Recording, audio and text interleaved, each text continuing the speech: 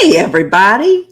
It's Monica with our Paranormal World, and it is Joe Breezy with the Breezy Speakeasy. Yeah. My partner in crime.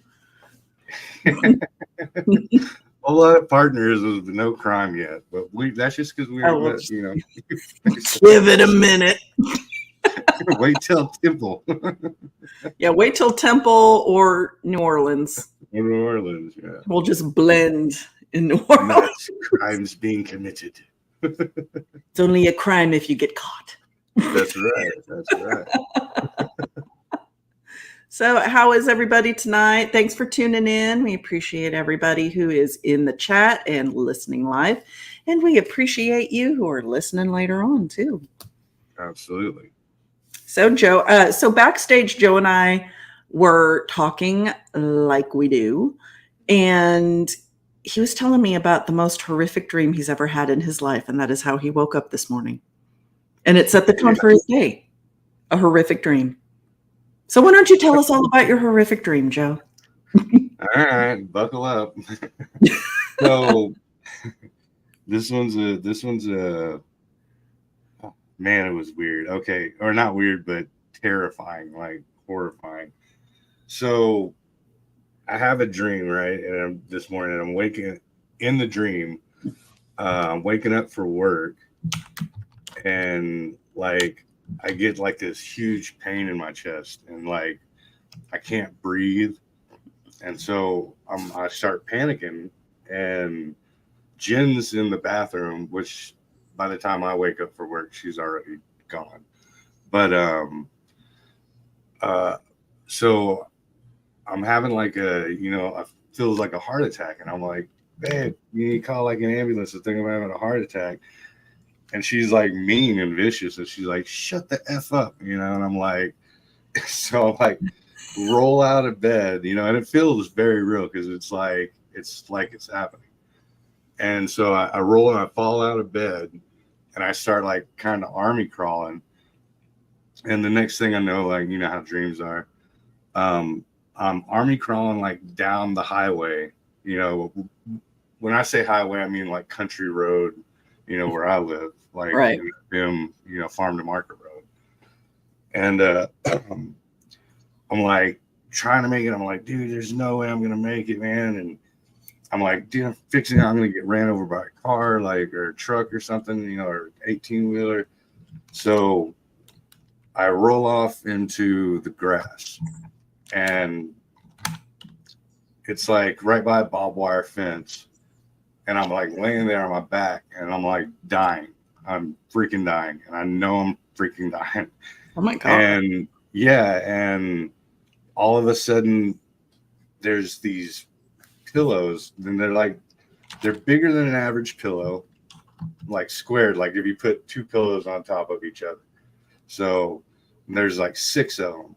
So I start grabbing them, and I know where all this goes because I know how to analyze dreams. Six pillows, 6 feet deep, and I start burying myself with them, right, until they're like covering my face. And so I'm like, okay, it's comfortable, that's the best I can ask for, I guess. And then somebody like pulls the pillow that's over my face back and like looks down at me, and it's this dude I used to work with, like pre 2019. So I kind of look, and I'm in a room on a bed, and a couple of my other coworkers that were there, they're like shuffling through the room, like they're going through stuff, but I've never been in this room before. I don't know what's going on. And like I kind of pull it back over, and I'm like, dude, what is actually happening? And then the pillows basically disappear. And there's this dude, black dude, and he's just standing up against the wall, and he's dressed like, I don't know, like almost like a cross between like an Al Capone kind of an outfit. Like he had like the brimmed hat, he had the, white shirt, but the colors on his jacket and his tie were bright purple, almost like a pimp style. You know what I mean? And he's just like looking down at me, and I'm like, dude, here it goes. Like, this is it. Now, the whole time that this is happening, my body is like lunging, like you know how like on or movies or TV shows where they shock the heart and you're like heart, right? So that's happening this entire time, and I'm like, yep, checking out. And I look over and he's gone, and I just put my hand out, and I'm like, dude, just someone hold my hand, you know, like hold my hand, you know, while I go, you know, and like I've already accepted it, you know, like I'm checking out. That's it, you know. Here's my last seconds, and this lady grabs my hand and holds it, and I'm like, thank you so much, you know, thank you, and I look up to look at her, and she's a pretty lady, black curly hair, comes down to about here, and instantly, like as soon as I see her and have like a feeling of comfort, it turns into this like a homeless dude. And I'm not trying to be like, you know, homeless dude or dirty, but he's a dirty dude. Had like short blonde scruffy hair, you know, kind of a beard, you know, not too long, not like a ZZ Top beard or nothing, but you know, a full beard. And he jumps like violently into the bed, and he's on his back, and he's gripping my hand like tight. I can't get away. And he starts, remember how the Undertaker used to do like the straight sit up, you know, like lay on his back and sit up. So he starts doing that, but like violently and fast. And he's like, where are we going? Where are we going? Where are we going? Where like are we going? Lay down, sit up, lay down, sit up, like in The Exorcist, like where she's like down.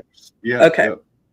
Actually, yeah. And so I'm like, oh my God, it's getting faster and faster and faster. And then it all goes black. And then I see like a sliver of my wall in my bedroom. And I'm like, oh God, you know, it was a dream. And then it goes black again. And then I'm back in the room, you know, and I'm like, and then I'm still convulsing and freaking out. And then, so imagine like in movies, you know how it goes like camera A, camera B, camera A, camera B, camera A, camera B, camera A, camera B, right? You know, how it just speeds up until it's like, so I'm seeing these two, my world and this other room that I'm in, just back and forth, back and forth, back and forth. And then boom, I wake up and I'm staring at my ceiling in my bedroom, and I like roll over and I'm completely out of breath. Like I have all the fear from the dream still in there, like locked in. And yeah, and so I'm like breathing all hard on the pillow. And I'm like, you know, I'm like, am I really here, or am I still, you know, because the entire time it was one of those dreams where you feel like you're awake. Yeah. So I was like, is this really real? Like, you know, like almost want to pinch yourself kind of a thing. Get up and start running around so you don't fall back asleep. Yeah, right. Yeah. And then I realized, like, I look at the clock and I'm like, I'm late for work. And I'm like, yeah, this is real. You know, but like, dude, like it was that's I know it doesn't carry the same weight when you tell something like that as the emotional, you know, trauma, I guess you would call it, and the physical feel to it. Like I was actually sore. So I think what I was, you know, I think I was doing that thing that like dogs do when they dream and they're running, you know. No.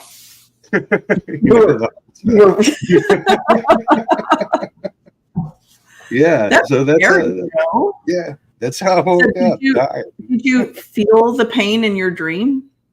Oh yeah, big time. Yeah. It hurt. I wonder if you weren't like something was going on, like actually happening to you for you to feel the pain.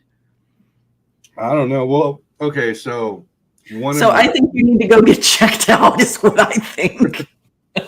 One of my thoughts is, well, not a thought, but one of my suspicions is I do have sleep apnea. So if I lay on my back, like I Jen will have to like, give me the rib to turn over. So I'll be like, because I'll be all. So there's there's a probability that I was laying on my back and those convulsions that I was feeling was me stopping breathing. And then that would make sense on bringing me back and forth between the worlds, to speak. You know what I mean? Like, because you go from a deep sleep to a light sleep, and back and forth and back and forth and back and forth. Like, I analyzed the crap out of it once I got to work. I bet you did. I bet you did. And so like I was sitting there thinking about, so like I think that the pimp dude or whatever, and the woman, I think that was the duality, of Satan and the angel, like one watching me die and getting off on it. Then the woman was the angel giving their hand out, and the where are we going dude was the same thought that we all have, like, not positive. Where are we going? What's going on? Where are we going? So that's how I woke up before I even got to eat my Wheaties. I hate dreams like that. Bad. I don't like dreams like that. I mean, dreams that feel so real. But I'm not even kidding when I tell you, like, if you felt pain in your dream, there was something seriously happening to you that caused that pain. Like, in the physical world, there was something going on. So I would blame Jen if she would have been home. I'd be like, check out, Joe. You were hitting me in the you were hitting me, weren't you? I'd like to keep you as my co-host. Get checked out, please. Yeah, I'm not a big doctor dude, but I mean, well, nobody's a big doctor person until they're lying on a gurney, and then they're a real big doctor person. So let's not get to that point. No. I mean, my last checkup was good. And when was that? What, 3 months ago? Okay. We go to like every 3 months. Sweet. So have you ever had a heart? Like, have you ever had like a full heart workup or had them look at your heart? Yeah, I had to have that done a few years ago. My doctor scared the crap out of me because he was like, "Oh my gosh, your readings!" Like, he basically like made me think I was going to die like any moment. He's like, "Your readings, they're indicating that there's something blah blah blah blah." He's like, "You really need to go see the cardiologist like immediately." So I was like, "Oh shit, I need to go see the cardiologist like right now." Like, now. Yeah. So I get down there, like, $6,000 later, an ungodly number of tests, and he's like, "Your heart's perfect. You don't even have plaque." I just remember I mean, it's a relief and it's good to know, but it's a relief and it's good to know. I get periodic, and it used to be a lot worse. Now I get them. Well, actually, this last year I've been getting them quite often, but like just straight anxiety attacks. But before I knew that they were anxiety attacks. You think you're dying? I thought I was dying. Yeah, so I literally went to the Heart Hospital of Austin. Like, drove myself there. I'm like, I'm dying. They're like, calm down, sir. Here's some Xanax. That's what they did to me. I knew it was anxiety. I didn't think I was dying, but I'm telling you, like, my claustrophobia, like, triggers my anxiety. And I've had like mild panic attacks, like, I got to get out of here. And usually if I can just like isolate myself and I can calm myself down. But there was this one time I was on 75 and there was all this construction. So it was 2 lanes that were open and they had like the cement rails on either side. So you weren't going anywhere. Like, you couldn't like drive off into the median. You couldn't drive off, like get on the access road or anything. So I was stuck in the left lane and I had nothing but 18-wheelers lining up to my right. So I was like penned in, and my claustrophobia, like, man, it was so bad. Like, it was bad. And I had Lucas in the car with me, so I was really freaking out. And it feeds itself, right? Like, Mhm. because I'm like, what if I like have a heart attack? What if there's something like what's going on? Like what? Because I was getting anxious and feeling nauseous and getting lightheaded to the point I Yeah. was considering getting out of my car and like having somebody else call like 911 for me because I was Mhm. freaking out that bad. So I get Yeah. it. Yeah. Yeah. And then my doctor's like, "Hey, why don't you take this Xanax prescription? You don't have to take it every day, but it might help when you Might need help a it." little bit. Yeah, no, when we went to Fort Worth for Josh's conference, there was like one intersection where we were going and all the highways were doing this, and there was like a huge bridge over us and we were driving under it. And I got megalophobia. So like if I see something that's, you know, tall, and huge, I, it triggers it. And so I was like, just trying to like look down, and she was like, "It's okay, babe. It's okay." And I'm like, "Shut up." Dallas does that to me too. Every time I drive through Dallas, I have to like keep my head down, look at the road, don't look at all this up here,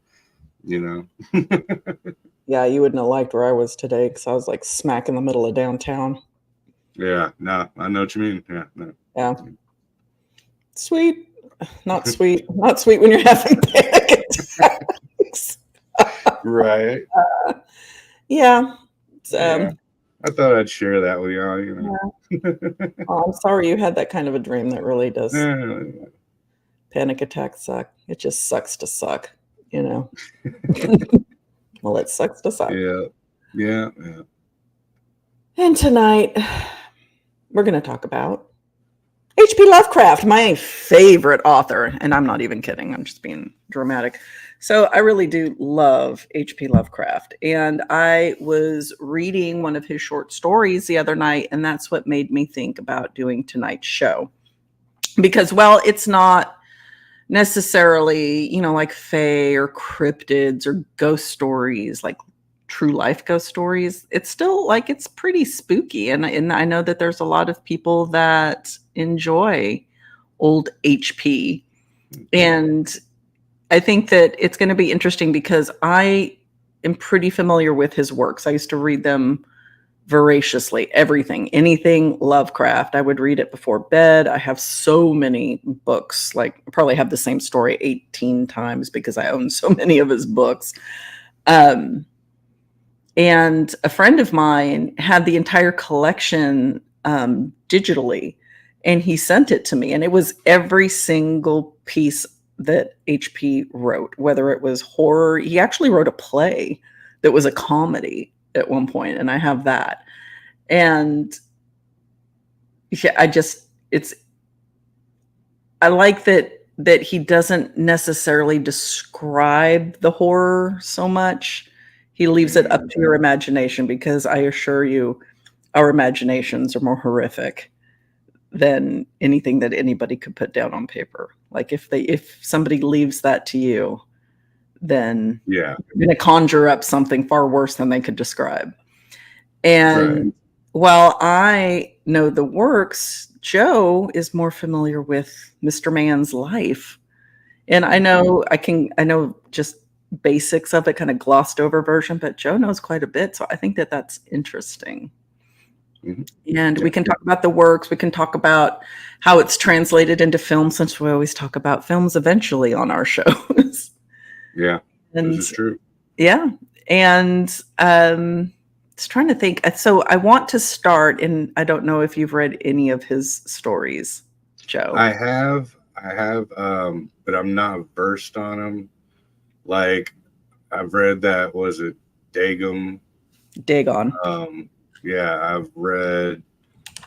I can't remember the name of it, but it's like it's something about a town. It's like the town of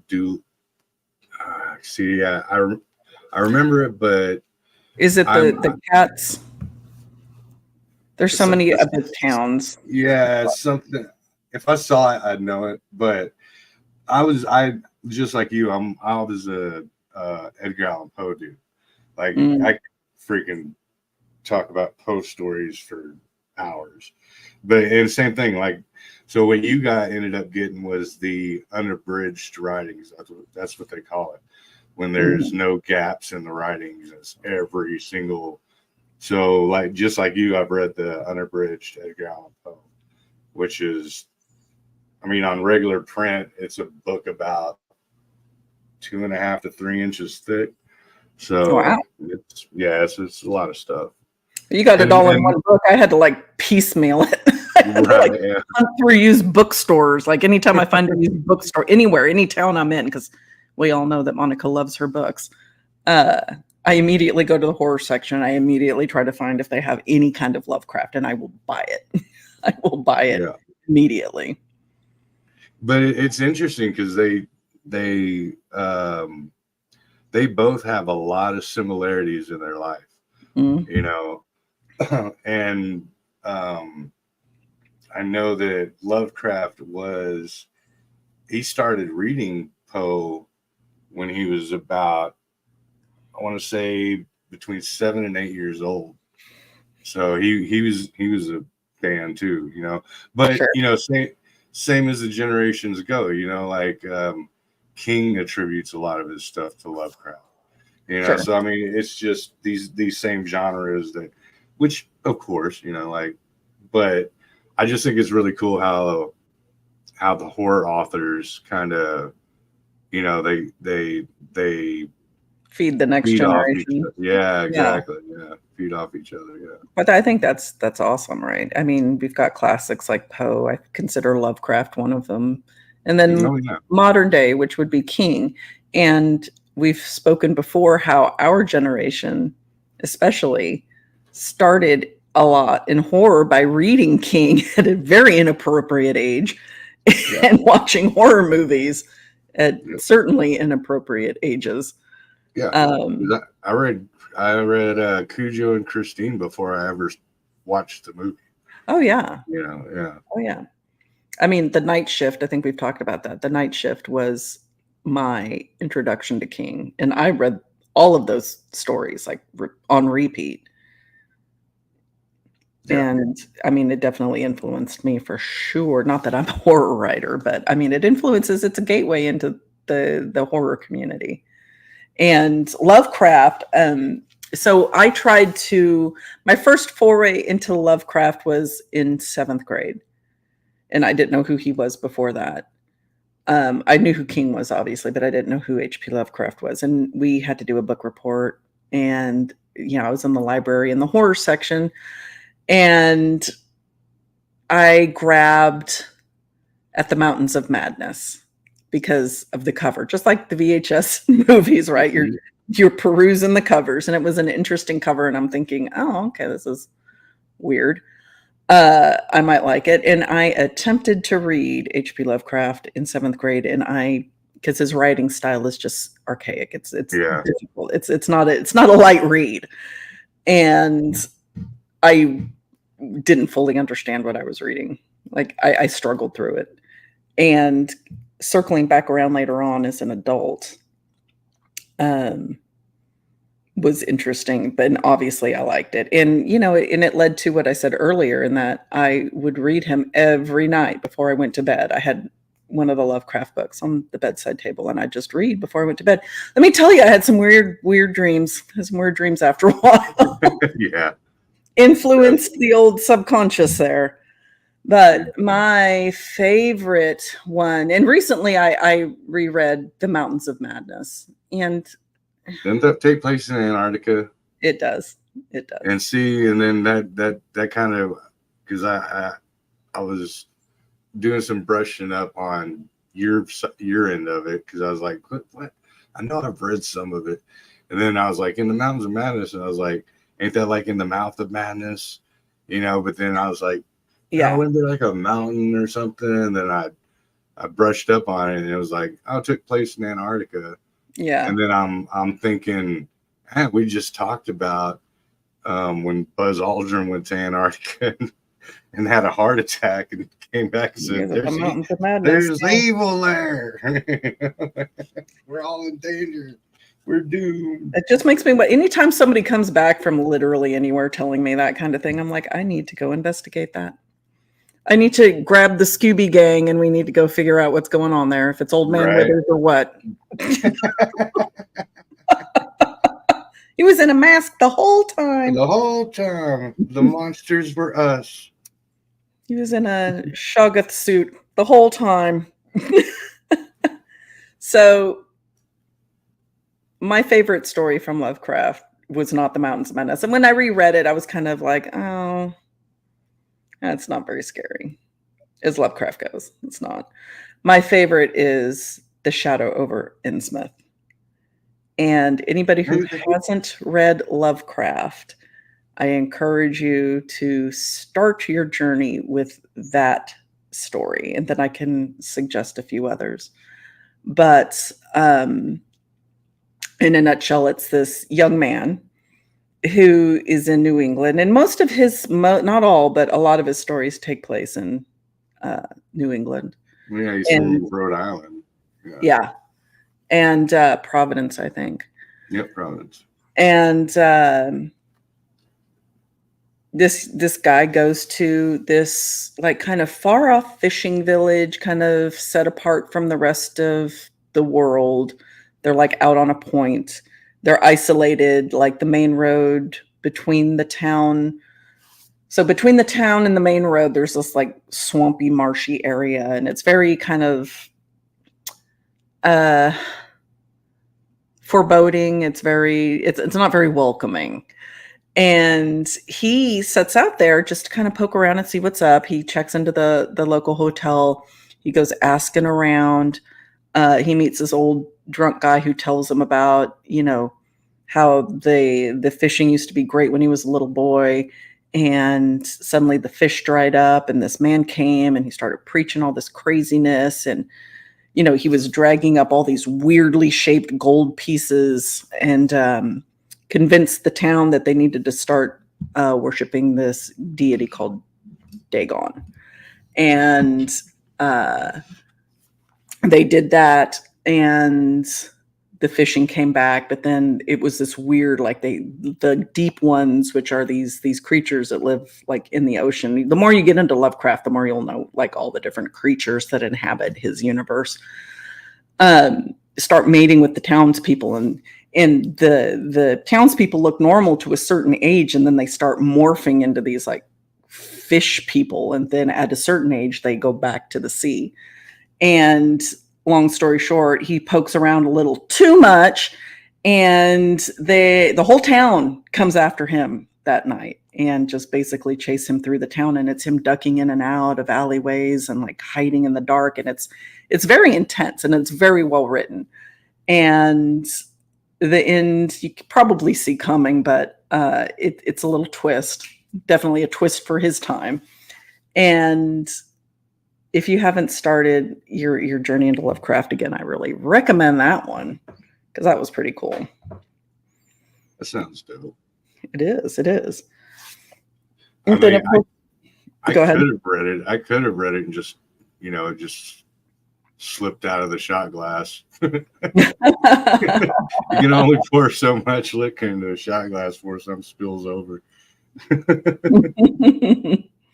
Yeah, and it's interesting because, when you start getting into Lovecraft, you'll notice a lot of movies are influenced by him. Like in The Mouth of Madness is very Lovecraftian, kind of this surreal, you're like in and out of sanity the whole time, which is a pretty common theme in his books. Like everybody is pushed to insanity. And, you never really see the monster outright. It's always alluded to, or, it's this creepy, squishy noise coming up the stairs kind of thing. Right. The fear of the unknown. Exactly. More or less, yeah. And there's so many books. So there's also, in film, so there is a movie called Dagon, right? And I want to say it's a 90s film. But it is essentially The Shadow over Innsmouth. It's kind of a combo of his book Dagon and then The Shadow over Innsmouth, but Right. it's a pretty good. I mean, as good as movies go. Just like Stephen King, it's hard to find somebody to like really do it justice. But I think Dagon was pretty entertaining as a movie goes. Well, I know that as far as like influences go, and film and modern lore, even, or not lore, but modern entertainment. So, like, of course, the Cthulhu thing, which, from what I understand, he wrote the name of Cthulhu to be unpronounceable. Yeah, there's different ways to pronounce. Like some people pronounce the C, some people don't pronounce the C. Right.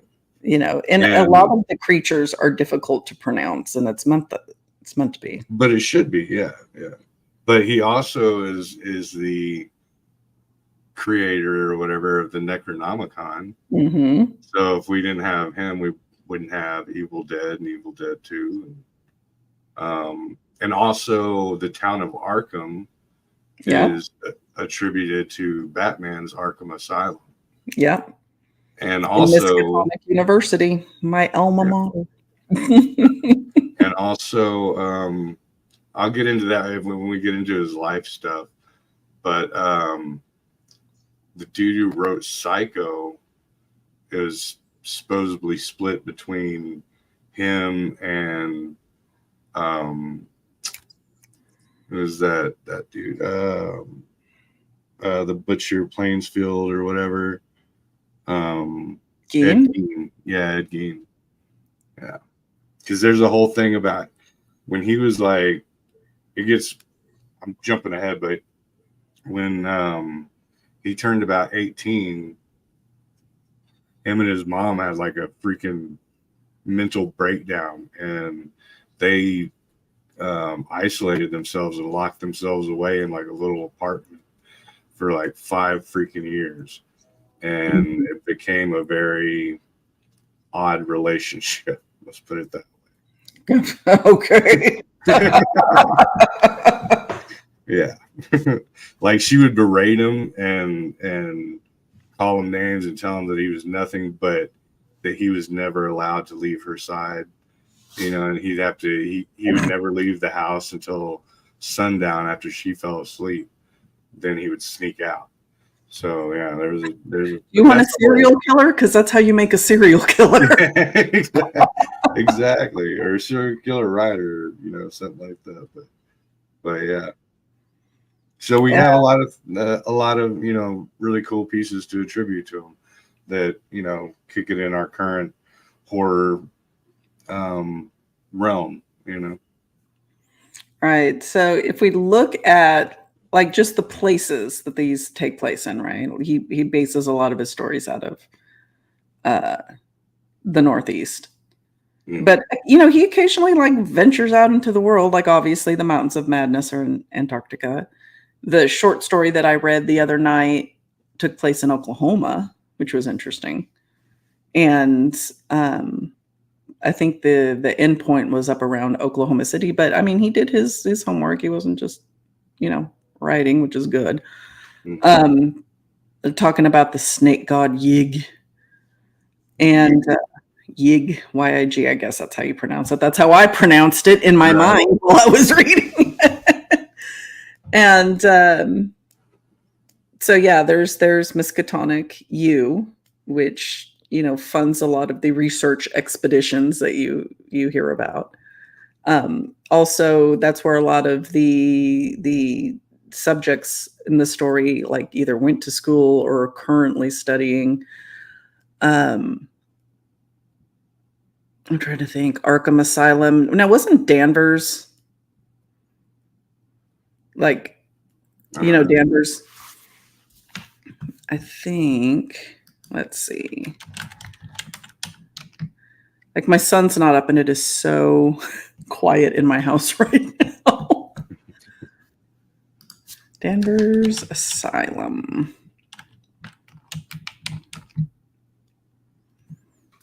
So Danvers State Hospital, I thought was part of like what he based Arkham on. Okay. I want to say he had like or maybe Well, I'm thinking Arkham, wasn't it like maybe I'm thinking of the Arkham Asylum from Batman. I'm getting them confused. because Arkham, I think, was a town in his world. It was a town. It was a town. Right.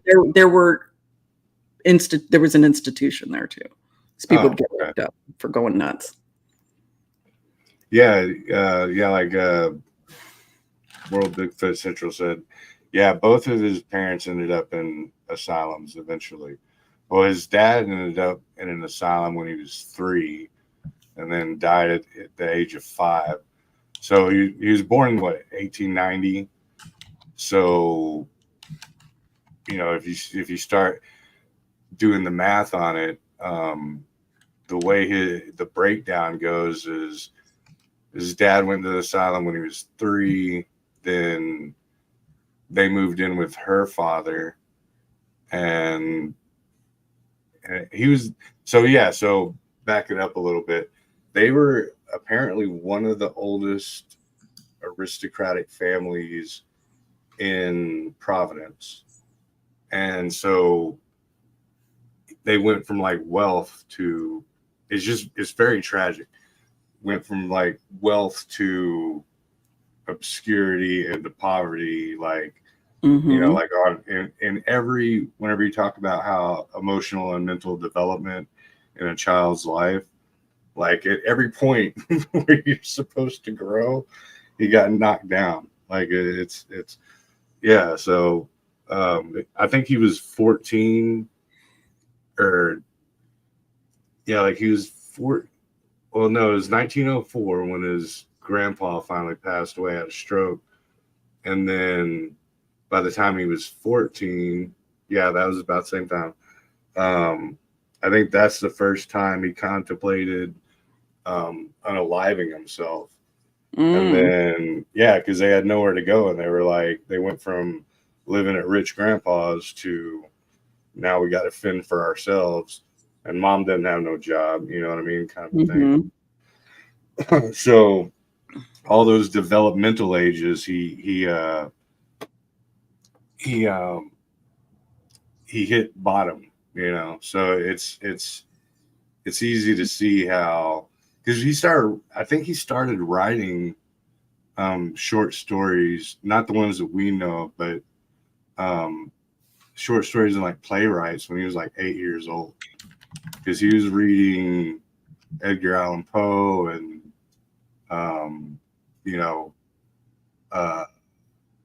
Treasure Island and stuff like that or whatever around that age, and started writing like little childhood story. But he also at that point in time he would have these huge night terrors about faceless people that would come into his bedroom at night, and they would leave him like so shook up that he didn't go to school much, like because it freaked him out too bad. So he was already going through like a lot of deep psychological trauma and at that time. So by the time he was 18, it was and then he lost the only person who was like the dad that he never knew. Right. It just pushed them over to the edge. And then, like I said, they spent that 5 years isolated with just him and his mom, having this weird relationship that he never got to mentally grow, So by the time he's 18 years old, he's still a freaking 8-year-old, Right. He's still, weird stuff. He wasn't a serial killer. He just wrote about it, because that's how you get serial killers. Exactly. And wasn't he in love with his cousin? He is that him, or am I getting him confused? I thought that he was. Poe. Okay, Poe. That was Poe. Yeah, he ended up marrying his cousin. Oh, okay. Well, that's yeah. There's actually and he didn't live in Alabama. No. Actually, he went to West Point, which was weird. But no, he ended up writing like he has a ton of, I would say a ton, but a good amount of love poems that he wrote that are strictly about her. But and that was a weird one too, because she was like, now we're getting back to like the the Elvis type of thing, because she was like 13 or 14, and he was. Yeah, that's what Madeline said. She said he was 38 and married his 13-year-old cousin. Yeah. Okay, great balls of fire. Like Jerry Lee Lewis. Almost wasted good Budweiser on that. I got you. You did. It literally almost came right back out my nose. Felt like I did a rail of Budweiser.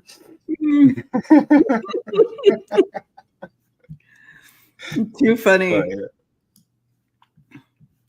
But yeah, so and then I know, okay, so like, and that was one of the things when he got older. So, he ended up, after his mom died, she went to the asylum and then she died. And so he was still, I think he was like 31 at this point, and he was still, emotionally inept to take care of himself. And he went to go live with his aunt in Providence. Mm-hmm. And then he met this chick, fell in love, but she said that he had a, how would you say it? A non-existent intimate life. Like he wasn't a fan. And like she would have to, like, yeah, like what's it called? Like a conscientious objector. Yeah. Like, they don't want me, so screw you guys. I'm going home.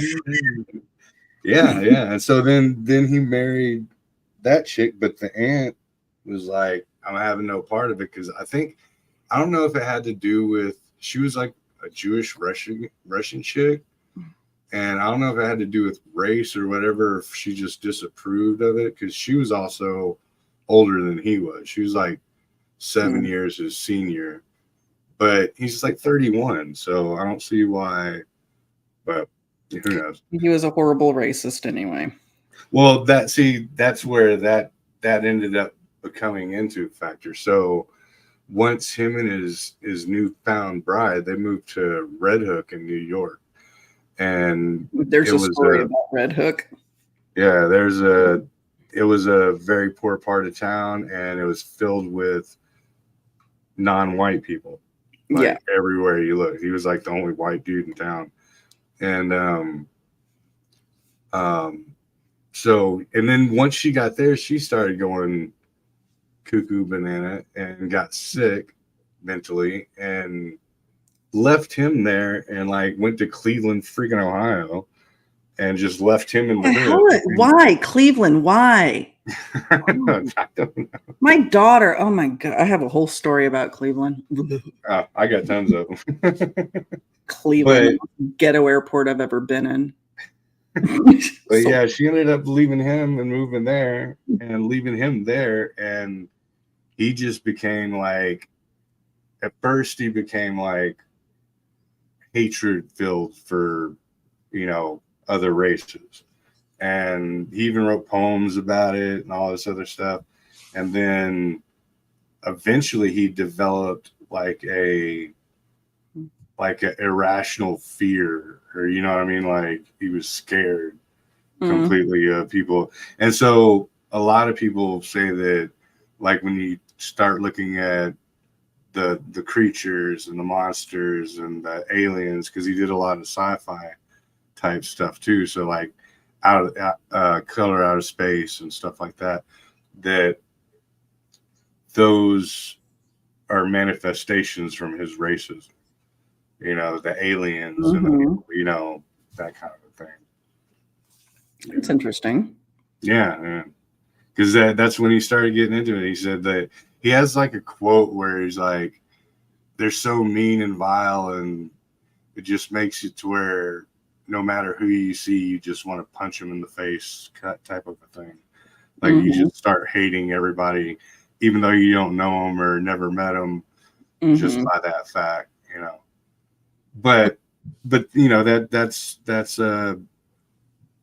I guess you could, if you think of him as, a genius on one level as far as his writing goes, but as this emotionally and mentally, not mentally, but let's say emotionally stumped or, ungrowthed kid, you know what I mean? That had this life where, he finds himself all alone. He's on his own, but he didn't have means of financial. That's when he started doing short stories for, what was that? It was like the weird. Oh, like Weird Tales. Weird Tales, yeah. Yeah. And that's how he was surviving, and he didn't get popular until after his demise. Yeah. Yeah.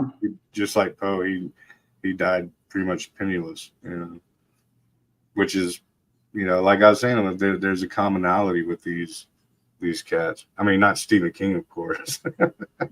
No love. He fronted pretty good. Yeah, he did pretty good for himself. They started reading it right on time. But yeah, and then he ended up moving back with his aunt, and his chick told him, if you move back to which I find weird too. So she's living in Cleveland, left him and went to go live in Cleveland. He's living in freaking Red Hook, New York. Again. And he's like, well, I'm gonna go back to Providence. And she goes, well, if you go back there, I'm never coming. We're never gonna see each other again because I'm never moving there. I figured we weren't anyway, Miss Cleveland, Ohio. Exactly. What a threat. You're not going to be around? Oh, gee. What a bummer. How will I ever adapt? Right. But yeah, poor dude, man. Like, so you kind of consider him a full-grown adult orphan that's getting passed around, from person to person and caretaker to caretaker. And that are all weird women. Okay. Yeah. And a bunch of weird chicks, man. Bunch of weird ladies. So I'm trying to think. So covering his life. So the stories, because his life obviously way better than I do. I know his stories pretty well. I know. And there are some people that I know haven't read his book. So Shadow over Innsmouth is one that I like I said, I really recommend you start on. But The Lurking Fear is another one that freaked me out. In a nutshell, it's this like mansion on a hill, and there's these tunnels under the mansion that these monsters live in, these creatures, and they only come out during crazy storms, and they ransack the countryside. It's a good read. It's scary. That one is actually scary. And then there's also ones like Pickman's Model that the Night Gallery did a show on. They did a couple of shows on Lovecraft stories. Cool. And Pickman's Model was one. And Pickman's Model, so what you see in the Night Gallery versus the actual story, of course, are kind of two different things with a very generalized central plot. And it's an artist who is kind of obscure, and he starts painting these crazy scenes, and nobody knows like who would paint these horrible things. Like, where is he getting these like disgusting, these disturbing images from? And it turns out he's seeing these creatures, and they figure out he can see them. And okay. Yeah. And it leads to where we all know where it's going to go. I thought you were going different with it than I was thinking about, but I think that was the Tales from the Crypt, where the dude, he's an artist, and then he starts committing unalivings, and he uses the body, like the matter and blood and stuff, to actually do the paintings, and then people love it. That's a very, organic matter decomposes. I don't know why flies hang around this painting all the time. Oh, why it smells peculiar in the art room. So there was this one movie, I remember seeing it on TV when I was a kid, and it was about an artist who would unalive people and kill people, and he'd put clay over their bodies. And this was like an old one, like old, like 70s, kind of maybe 80s. And I just remember like one scene, like somebody was just starting to figure out what was going on, and they like kind of scratched the clay, and there was blood coming out from under the clay or the wax, or it wasn't waxworks. It was, I mean, it was an older movie. And I found it like some obscure search I was doing, and I was like, oh, I remember that TV show or that movie, because I saw it on TV when I was like 8. And that one always interested me. Try to figure out like what TV show that was. But anyway, that's not Lovecraft. So World Bigfoot Central, Color Out of Space is another recent Lovecraft story made into a movie. Yeah. Yes. With Nicolas Cage. And that's an odd one, the story.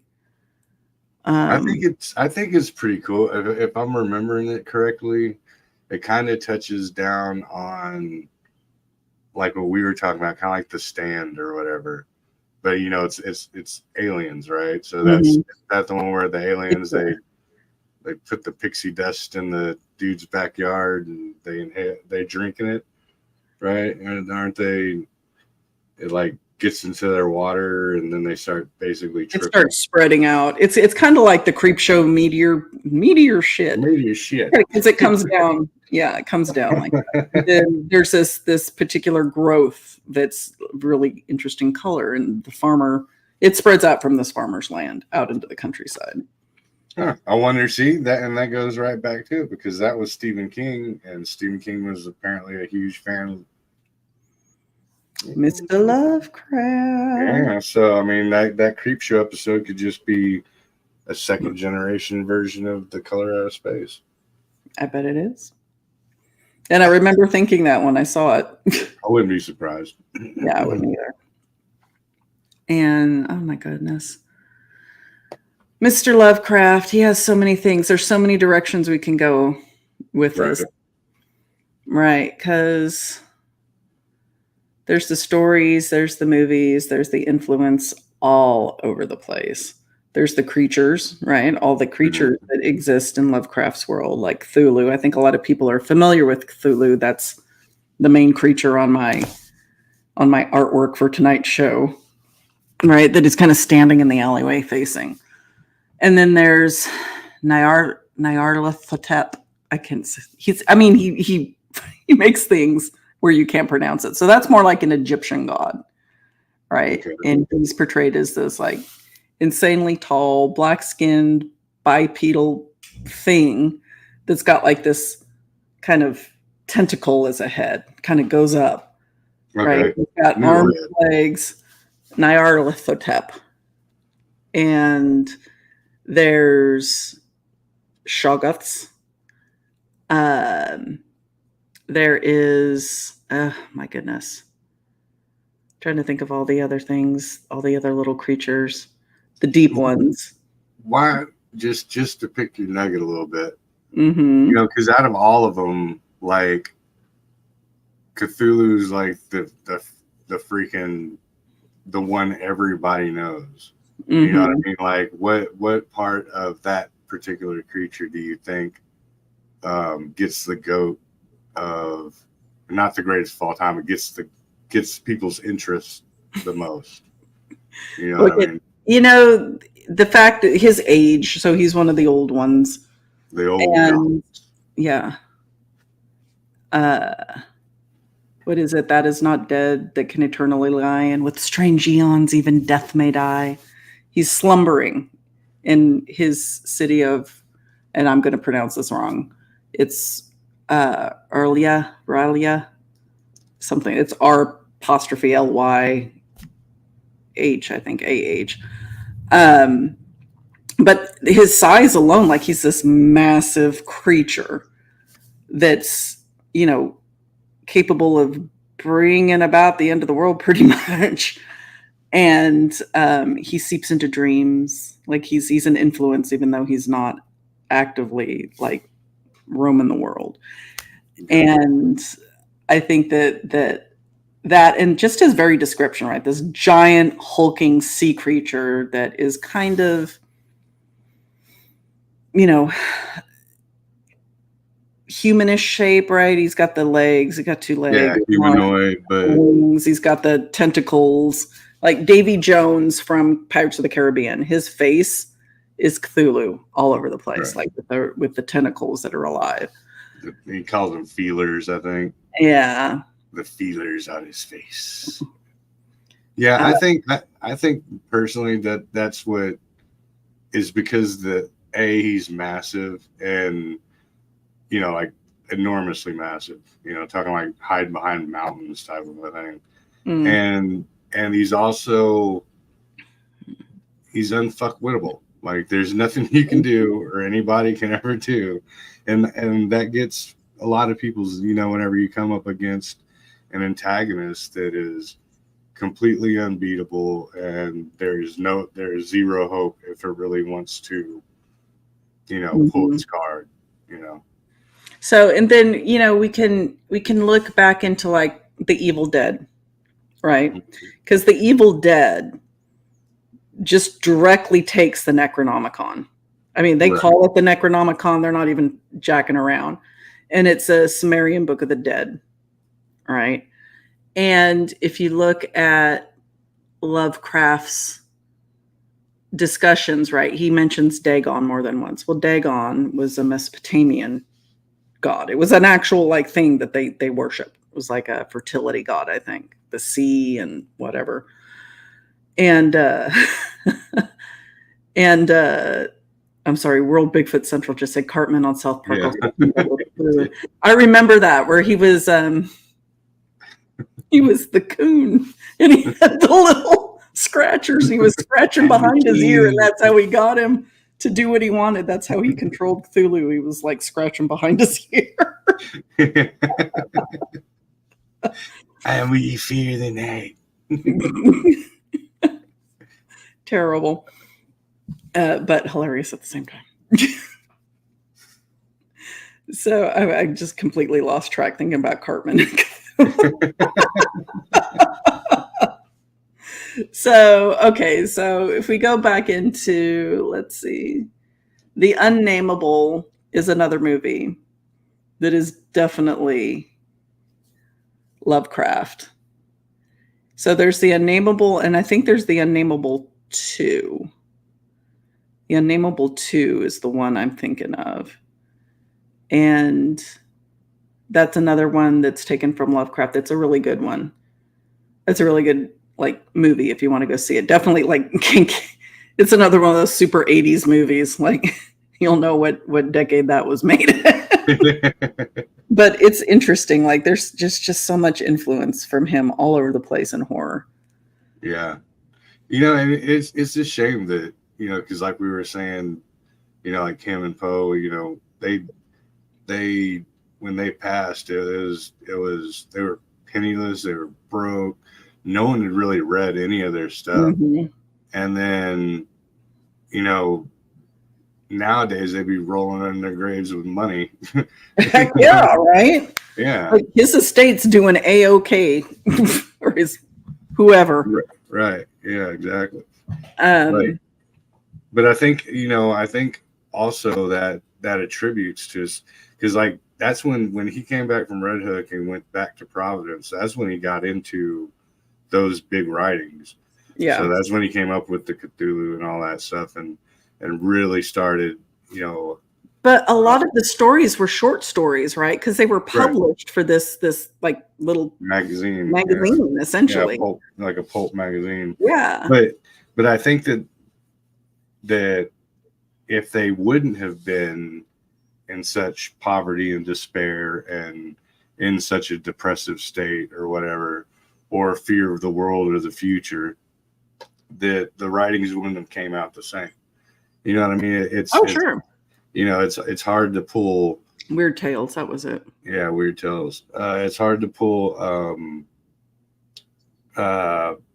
negativity from someone who has everything positive in their life. Mm-hmm. You know, got to ride the struggle bus for good creativity. Apparently, good creativity. Yeah. Trying to think of another one that I really like. So another story. Well, I love all of his stories, but the ones that are just like popping in and out of my head. So, the case of Charles Dexter Ward is an excellent one, and they actually did kind of make a movie about it. Like, it's not called Charles Dexter Ward, but he is the main character in the movie, and it's The Resurrected. Yet another super 80s movie, but it is so good. It is so good. And towards the end, when you get under the house into the pits and the failed experiments, you can see what they are. It's very Lovecraft. It's insane. So read the story, The Case of Charles Dexter Ward, and then go watch The Resurrected, because it's excellent. And then, of course, I mean, World Bigfoot Central should be on here with us, just educating everybody all over the place. From Beyond is Lovecraft. The Reanimator is Lovecraft. I have no idea about the Reanimator. Yeah, Reanimator is 100% Lovecraft. But the movie doesn't. I mean, it does well, but it doesn't follow it to a T. Gotcha. And a lot of times, like with the movies that you see with him, like they'll take a couple of stories and kind of mash them together to make a movie. Kind of like Dagon is really the Shadow over Innsmouth, but it's also got elements of the Dagon in it. Yeah, because I remember the original Dagon was like a story about a shipwreck or. Yeah, he cried. Yeah, I think it's. Yeah. I think it's the one where he doesn't really shipwreck, but he lands. His boat comes ashore on an island that wasn't supposed to be there, and it's these massive buildings that like are odd angles and way too big for anything, and it smells like low tide essentially. And there's nothing there until like towards the end. And smells like high school. Your high school? I was only there half the semester. I don't know. Mine smelled like seagull shit. We had an open quad. We were near the ocean, and like seagulls pooping on people was a real like problem at some point.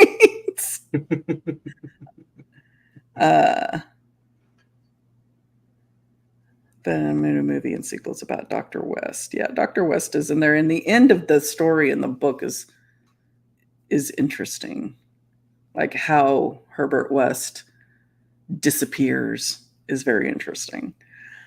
Let's see, what else? Reanimator, also Lovecraft. You know, he was actually towards the end, he became a ghostwriter. Really? Yeah, that's how he was making like his primary money. And he was actually a ghostwriter for freaking Houdini. Like, and ended up becoming like befriending Houdini. They were like homies. No kidding. Yeah. That's pretty sweet. Yeah. Yeah, I love the story of Houdini, like, told his wife, if I can contact you from the other side, I will. Yeah. And no word. One word. No, there was one. There was one. Oh, was there? Yeah, there was one medium who supposedly got it right. Yeah. But I mean, it was a good guess because I think the word was like believe or something like that. How nobody got it before then, I don't know. But yeah. If you get the combination of my gun safe, then you know it was me. I'll be channeling you, Joe. I told you to go see a doctor.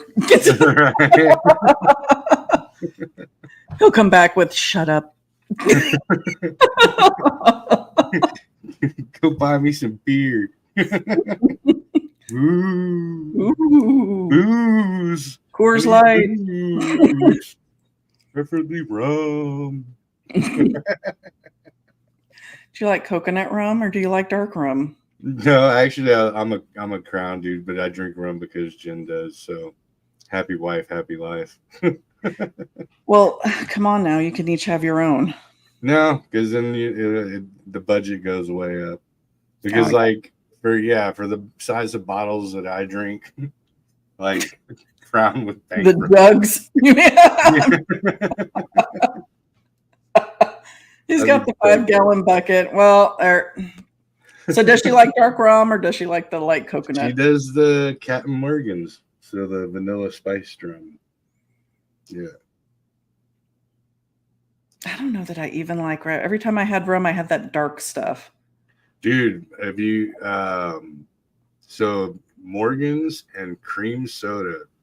If you like that cream soda taste or vanilla-ish, that's freaking like heaven for people that like that stuff. That's not my bag, man. But it's because it's sweet enough so you can almost, like, if you put it with, remember when they came out with like vanilla Coke? So if you mix it with Coke, you basically have vanilla Coke. Yeah, it's very sweet, but it's not like sweet like coconut rum. It's still 80 proof. You know, it's still, it'll put you down. Well, okay. unless we're you, and then then I put it down. I used to be able to do that, but I don't know. I became a lightweight. I had to get up at 6 a.m. every day and go to work and be like a responsible person. Like, yeah, me too. And build things that, I could get in a lot of trouble for if they fall down. Yeah, this is true. Now, I was the same way. I was like good at functioning when I was working at the big corporate conglomerates, and yeah, I could sit there and back then, but I was still in my 20s and 30s, so like I could knock off a 18-pack of beer and about a half a bottle of liquor. That was when I was in tequila, and I'd go to bed at like 3 a.m, wake up at about 6:30, and go to work all day, and then come home, take a quick nap, and eat dinner and start over. Like, it didn't bother me. But now, no, it takes its toll.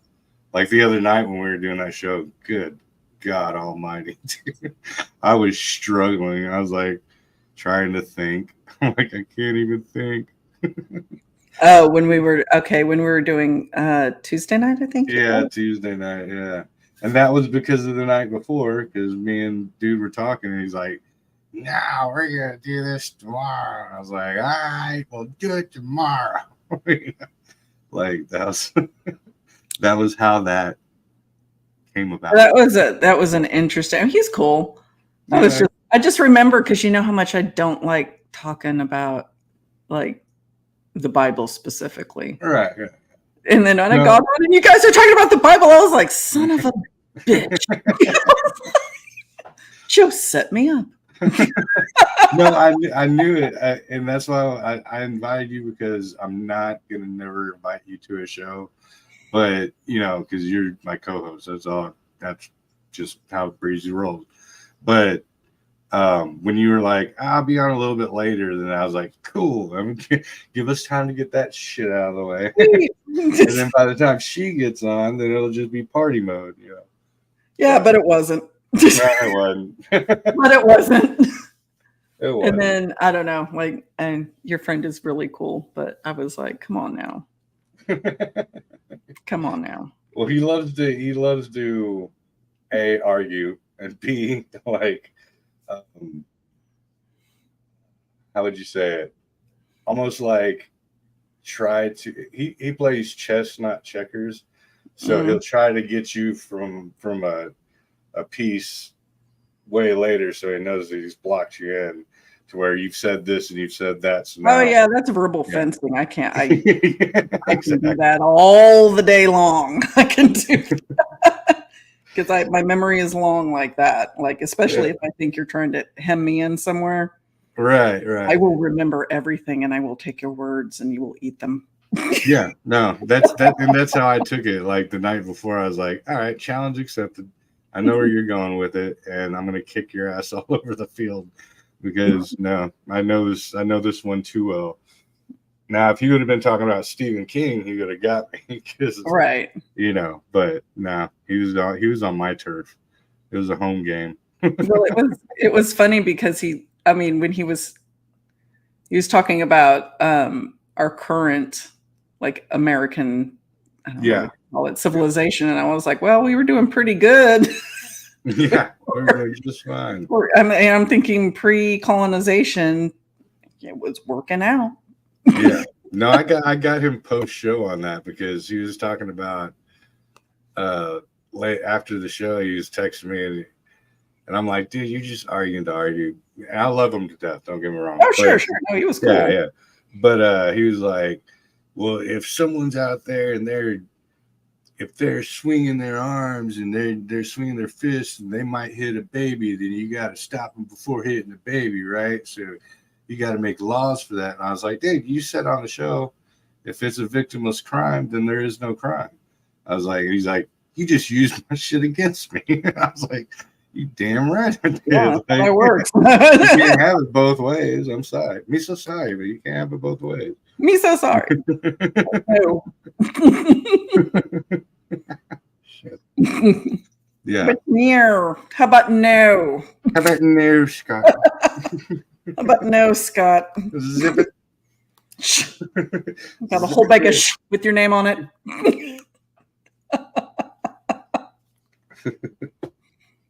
But anyway, so that's how that went. That was, yeah. So y'all go check it out. I pop in like half an hour, 45 minutes before they roll up the sidewalks for the night. I guess I was buzzkill for that conversation. No, you can actually literally see me. I rewatched it, and you can literally see me like once you get on, I like perk up because I'm like, okay, the conversation's over. We can just move on. Yeah, and he just keeps like dragging it back in. I'm like, yeah, okay, yeah, blah blah blah blah blah blah blah blah blah blah blah blah. And then I'm like, so anyway, Monica, how's your week? It's been a long day. Let's get I can't remember if I was having a bad day that day. I think it was. Yeah, that's when I had my your teeth done. Yeah, I had that thing done. That sucked. Yeah. It took like 3 days for that stupid crown to stop hurting. Yeah, but it did though. So you're good now? Yeah, today.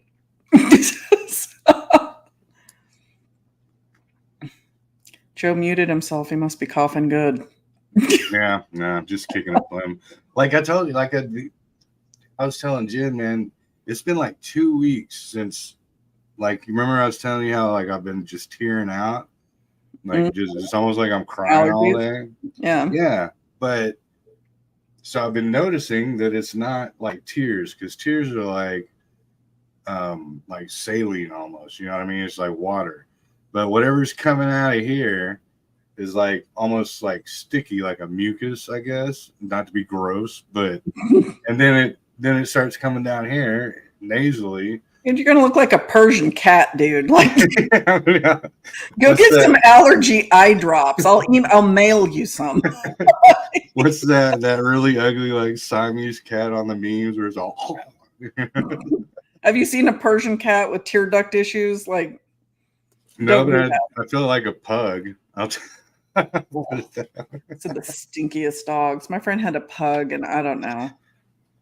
It was like, no matter how much she bathed that dog, it stank. Yeah, I don't know what it is. That's what it sounded like when it was breathing. I was like, your dog dying? What's happening? Yeah, Jim's like, well, maybe it's because you smoke so many cigarettes. I'm like, dude, I've been smoking since I was 9. Yeah, I was like, I've been smoking since I was 9. I've been smoking a pack a day since I was at least when I was 13. Like when I was 13 and I got out of the mental institution, I found a store that would say, and ever since then, I was smoking a pack a day. Okay, I'd smoke a That's pack no a problem. day if I got out of a mental institution. I'd be like, light them up, bitches. I got I've seen some shit. But so I'm like, no, that's not it. That's not it. You know, like I'm fine on. I can still jump on stage and do a 45-minute show and not be like, and dying because I can't breathe. It's something came in with the wind. Get allergy eye drops. I got the monkeypox. GD cardiologist, dude. Like, they're gonna find you like passed out, blue, goop. It's gonna be awesome. It's like the stand is happening. The stand is starting at Joe Breezy's house. No, and it is really weird too, because when I don't know, a few years ago I got the Delta version of the sickness that we can't talk about on YouTube. But and ever since then, I think I've told you this before, it got like my lungs like real bad. And it's not the pack that you've been smoking every day since. No. It happened like the cigarettes. It's definitely the Delta. It happened over that 2-week period, but no, because it's not even my lungs. Like regular air. Ever since then, it feels like I'm chewing like spearmint gum, like menthol. Really? Yeah, it has never stopped. It's like literally, like if I take a breath, when it hits my tongue or any part of my mouth. Menthol. That's interesting. Yeah. Because I will tell you, when I did smoke, I smoked menthols because it did that. Mm-hmm. I enjoyed the sensation. Yeah, like a Klondike bar. Well, more like a peppermint patty, I guess. Peppermint patty, yeah. Yeah. Or what was the other one? Because I wouldn't do shit for a Klondike bar. Nah. Well, what was the other? There was another one. I think it started with like a Y or something. But yeah, like menthol stuff like I could never do. Oh yeah, I did that. And then my brother smoked cloves for a while. I think I tried that. Those are so strong. Holy shit, those are strong. Right. So I was with my friend at Lakewood Landing in Dallas, which is like a dive bar. It's like they call themselves an upscale dive bar, but it's a frickin' dive bar. It's just in a nicer part of town. And we were sitting outside and he was smoking clove cigarettes.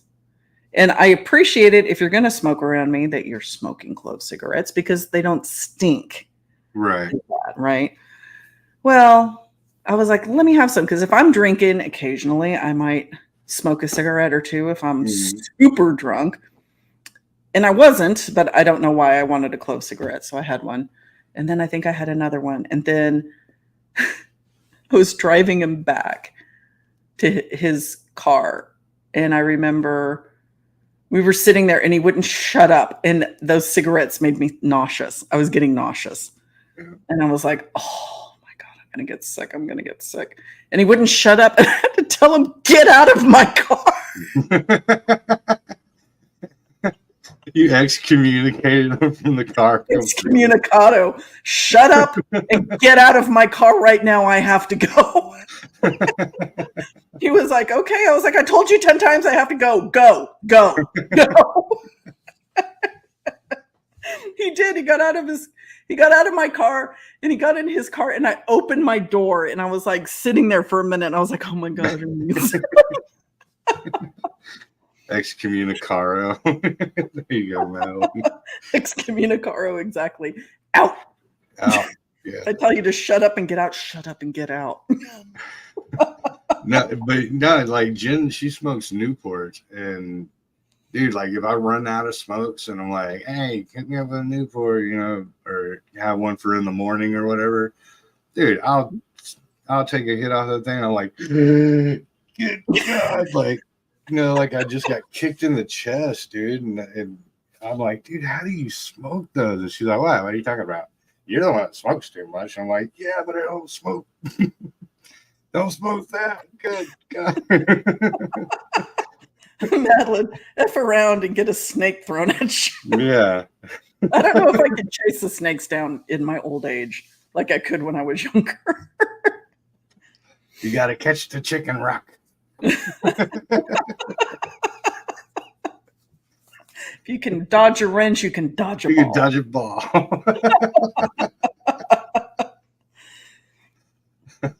Keep an emergency snake in my glove compartment. Sure. Right. Just in case. It's not a leaky tire. I can see you just slanging two of them by the tails like whips. Like nunchucks. Yeah. Oh my goodness. Oh yeah. But yeah, so Yeah. So that was my story of smoking clove cigarettes and kicking my friend out of my car so I didn't barf in front of him. Yeah. And I really wouldn't have cared, and it would have served him right if I just like freaking threw up on him because he would not stop talking. Get out. I just remember yelling, get out. Well, there comes a time when you only how much time he's you have. Probably going to come on this show because I was supposed to be doing a podcast with him because he's got one. Okay, talk. Clinton, and yeah, we've seen some stuff. But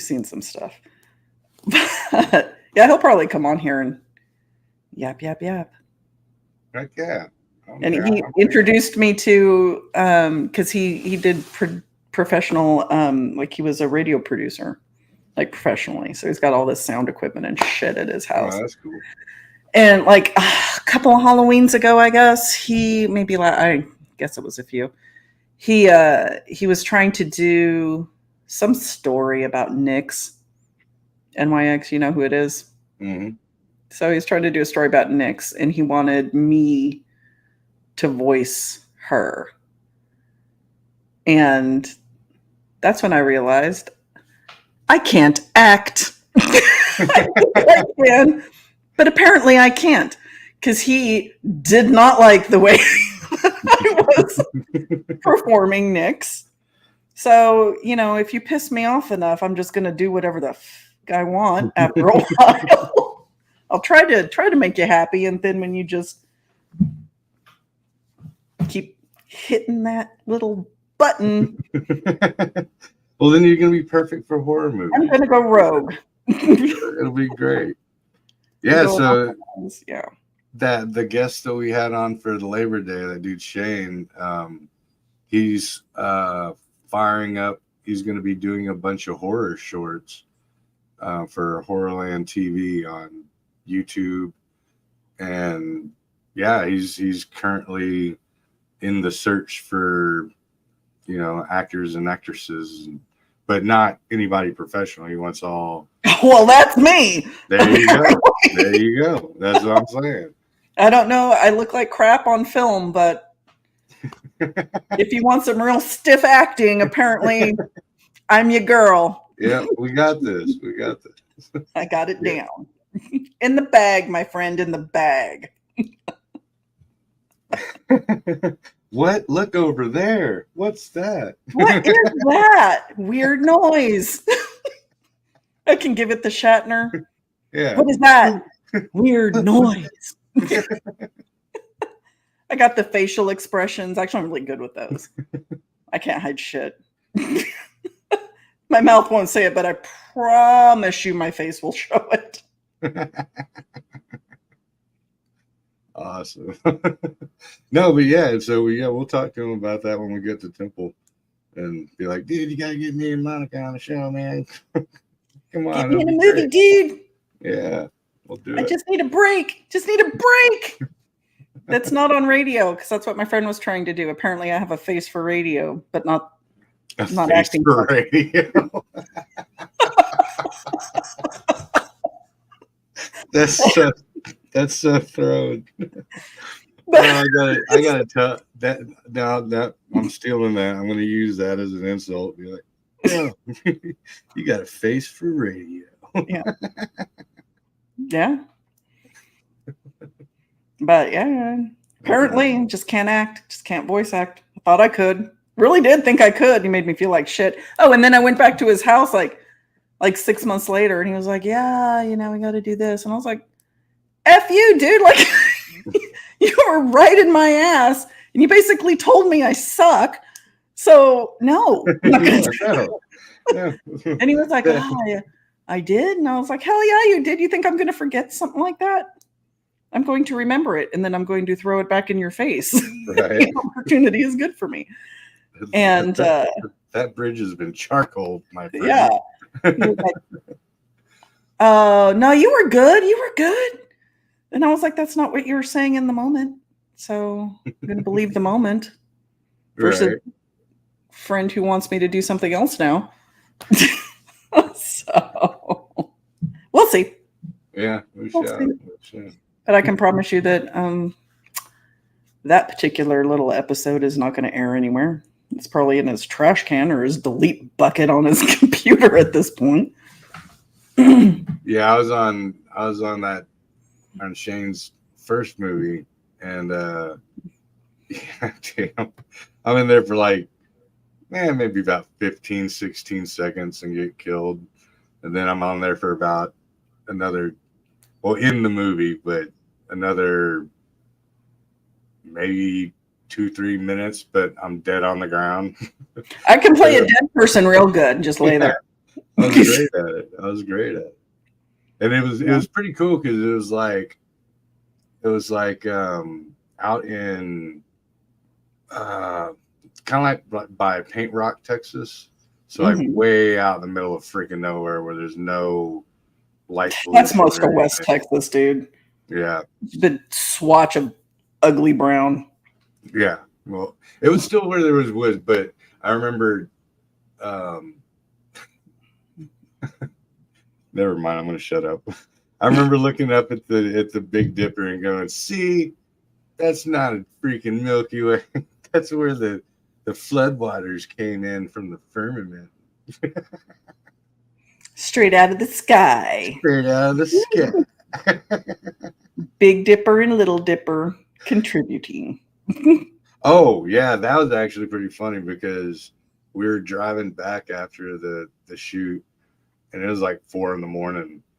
And so being educated as a young kid on constellations and stuff, I couldn't believe the lack of knowledge that was in the back of the truck that we were riding in, because they're like, look, that's the Big Dipper. And I'm like, dude, that's Orion's belt. What are you talking? Like, no, dude. Big Dipper's over there. Are you kidding? They couldn't tell the difference? No, not at all. And they were like arguing with me about it, like hard. And I was like, I'm not even a believer, but I know what they teach you in school. See, it looks like I even told them, I was like, look, it looks like a handle and a little cup at the bottom, see? And they're like, no, man, it's those 3 stars. And I'm like, no, dude, see how that's the belt of the dude. Ryan's belt, he has a little arm and leg and 2 arms, and see his little sword hanging off the belt. Yeah, they're like, Breezy, you just drink too much. I'm like, okay. No, you just don't learn enough. I don't know. Whatever you say, bro. Whatever you say. Whatever. That's your sleep at night, brother. Yeah, that's your bag, baby. Yeah. Yeah, baby. Okay. That was the worst. Oscar. Yeah, that was. I mean, I'll give you a 2 out of 10. Yeah, give me a 0. Okay. Back to the acting. See, there we go. The voice acting. Yeah, I can't do it. Can't do it. Can play angry woman. Can play a snake thrower well. Right. The snake shaman. I can play. Hey, dude, you stole my shit. I got a baseball bat over here. Is John home? It's Monica. He knows where I am. That's funny. Okay, we've been on for exactly an hour and a half. we can call it a night. I think we're done with Lovecraft right now. Yeah, we did. I mean, There's way too many directions we could go with it. I mean, we can keep talking about it, but there's so many directions we could go with it. Yeah, that's what I was saying, like about me and the Poe thing. Like I could go forever on it, because then you get into like the Vincent Price flicks, and you get into even the modern 80s ones, and into the life, and into the great pieces that nobody freaking knows about, because it's kind of like one of those bands where, like Skynyrd for me, like you love the band and you love the radio hits, but if you listen to the B-sides and the stuff that no one's ever heard or not familiar with at all, those are the best ones. So like saying, like I could go off forever on, some of his stories that are lesser known work. Yeah, way less. They're like, what are you talking about? Like Hot Frog, right? Hot Frogs. I don't know if you know that one, but so yeah, I can sum it up real quick. So it takes place in like medieval times, but it takes place in like the Castle and King's days, and this king has a jester who's a little person, and to be politically correct, and that's like his jester that comes in and acts a fool. So the basic premises of it is they're always knocking him and talking crap, and then there's another little person in the kingdom or whatever that he's in love with her, and because they're made for each other, and they end up getting him and her drunk, and then they make a fool out of both of them. Ooh. So they started clowning them both and making them, I'll burn a village down for that shit. That's exactly what it does. So to sum it down, they're having like a big ball, and Hop Frog, that's his name. He's like, oh, I got an idea. It'll be awesome. What we'll do is we'll seal off all the doors, and then we'll have you and all the hierarchy, the king and his, the people that made fun of him, in front of his chick. He's like, we'll put monkey costumes, like, gorilla costumes on you, and we'll put chains on you and make it look like gorillas escaped from, the zoo kind of a thing. And so what he ends up doing is, they don't know, but he soaks all the gorilla costumes in oil. And so when they put them on, they're all chained foot to foot. They get to a point, he swings down like freaking the Hunchback of Notre Dame or something, and he puts a hook on him and raises them up towards the chandelier until the fire from the chandelier lights them one by one. So they burn all in one big chain, and then it ends up burning the whole castle down with everybody in it, including himself. So it's like the ultimate revenge murder. Dang, I think I'd find my escape, though. I mean, no, I don't. Yeah. Well, no, he didn't care. He's like, because he didn't want. There's nowhere for him to go or nothing for him to do, because there's always somewhere to go, my friend. Well, no, I get it. But in his disposition, yeah. But it's a really good story, but nobody knows it. They're like, the Cask of Amontillado, or the Telltale Heart. Like, great, they're great, but there's better, So yeah. But anyway, that's a cool one. Yeah, it's a good one. Sweet. Yep. All right, you want to tell everybody where to find you and all the good stuff? So I was thinking about it. So I didn't even realize it when we were doing Tuesday's show, because Tuesday's Gone with the Wind. Skynyrd reference. It's tomorrow's Friday the 13th. That's right. Ooh, I gotta go get that too. All right. Yeah. Get them early. I know. I'm just playing, but no. So I'm thinking about doing part of me wants to do like the lore of why Friday the 13th is an unlucky day, yada yada yada. Mm-hmm. But then it'll carry us right into Friday the 13th, the movie franchise. Yeah. All right.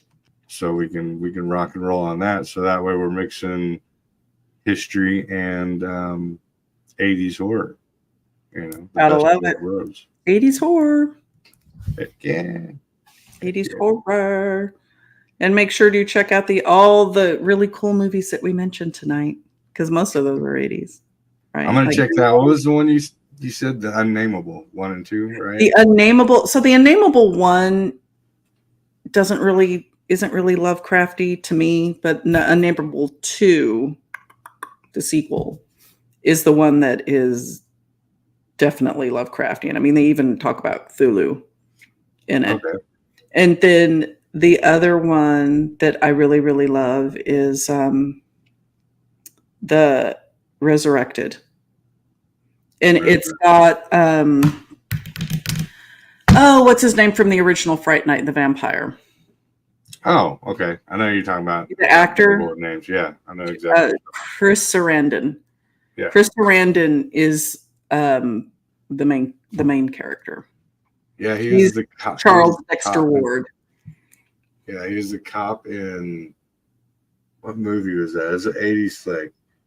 He was the cop in it. Oh, it was Christian Slater, Gleaming the Cube. Okay. He was the cop in that one. Sweet. Kept flicking his earring. Yeah. Chris Sarandon.